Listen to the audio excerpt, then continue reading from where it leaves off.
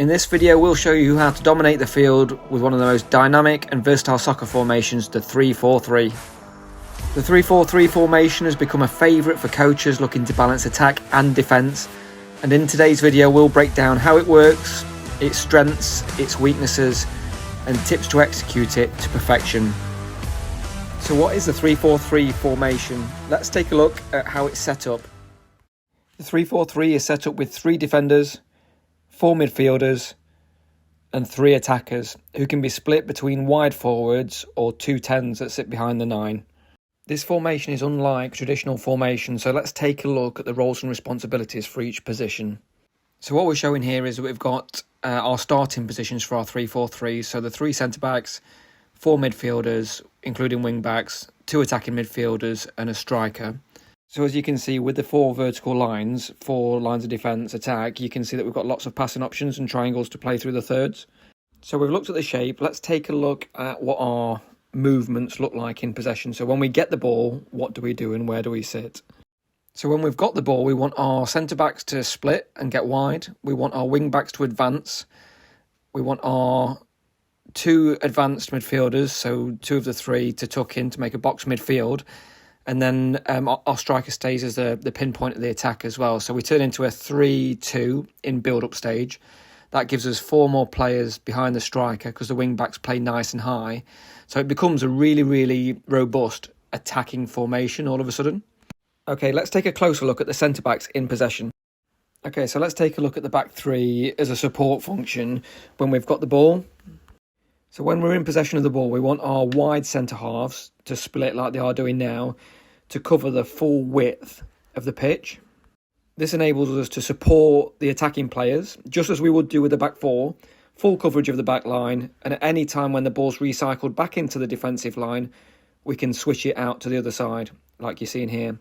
What we could also do, if we are being pressed heavily, is we could play through the midfield, because that 3-2 formation now in possession is a really strong formation to build up play in.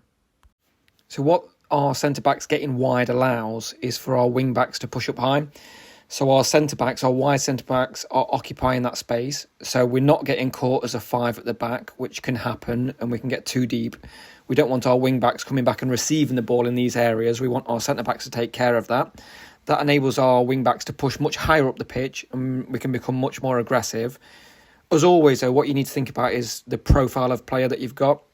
The types of player you're going to need for the centre-backs is people that are composed and good on the ball, as well as good in 1v1 situations should we get exposed if we lose the ball. Now let's take a look at what the responsibilities of the wing-backs are. So once our centre-halves move wide, that allows our wing-backs to push forward and occupy a higher area. Now this does a few things. One, it occupies the back 4. And occupies the entirety of the back 4 because I've got much more players there to think about.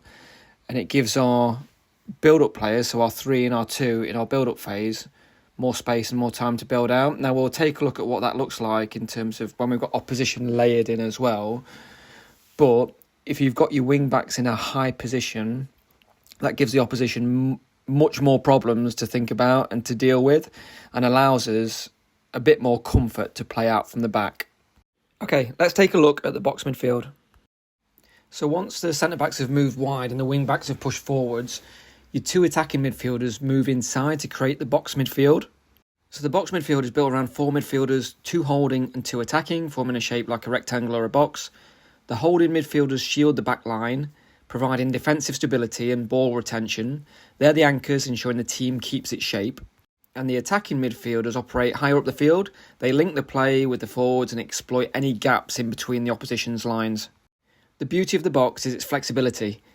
You compress defensively to crowd central spaces, or you expand in attack and you can overload both in central areas and in the wide areas in attack as well. The box midfield blends control and creativity, making it a favourite in modern tactics. If you master it, you'll dominate the heart of the game, and the 3-4-3 formation allows us to execute the box midfield perfectly. Ultimately, we're trying to find the spare man and play forwards. Okay, let's take a look out of possession now.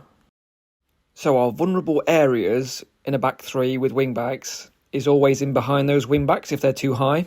So the first option of how we deal with this and how we mitigate this is as follows. So we're going to look at our shape and how we set up. And the first option is that the wing-back ball side presses the ball, the back three shift across, and the opposite wing-back tucks across to really give us that structure and shape. The wing-back that's pressing ball side is trying to, one, stop the forward pass and push the opposition to play backwards. They'll probably look to switch play, but we're trying to push the opposition backwards. So again, our vulnerable areas are in behind the wing-backs, in the wide areas next to the wide centre halves. We're saying that the wing-back that is ball side presses the ball, our back three shuffle across to fill that space, and our opposite wing-back tucks across to keep that central structure of the back three. Let's take a look at another way we might press the ball out of possession. So again, just to reiterate, our weak areas are in behind the wing-backs. If they're caught high up the pitch, which can happen in transition moments if you lose the ball, your weaker areas are in behind the wing-backs at the sides of the centre-backs. And if our wing-backs don't press the ball, who else might we want to press? So we're going to ask one of our 10s to press the ball. The wing-back drops in the space, and the opposite 10 and opposite wing-back tuck in to make the midfield more compact. Again, that ball side 10, who's part of the front three, they're trying to stop the forward pass, force the opposition to play inside or backwards. That will probably result in a switch of play where we just have to reverse the roles on the opposite side of the pitch. So just to run through that again, so our danger areas are in behind the wing-backs, in the wide areas next to the centre-backs. We're asking our ball side 10 to press the ball and stop the forward pass. Our opposite 10 is going to tuck into the midfield to make a midfield 3, and our ball side wing-back is going to drop back and be part of that defensive line and sit in that gap that was a vulnerable area.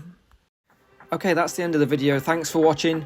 The 3-4-3 formation offers a dynamic blend of defensive solidarity and attacking fluidity, making it a powerful tool when used effectively. Whether you're looking to dominate possession, exploit width, or press high, this setup can be a game changer. If you found this breakdown helpful, be sure to like, subscribe, and hit the notification bell for more tactical insights. Please drop a comment below with your thoughts or questions, and let's keep the conversation going. See you in the next one. Thank you.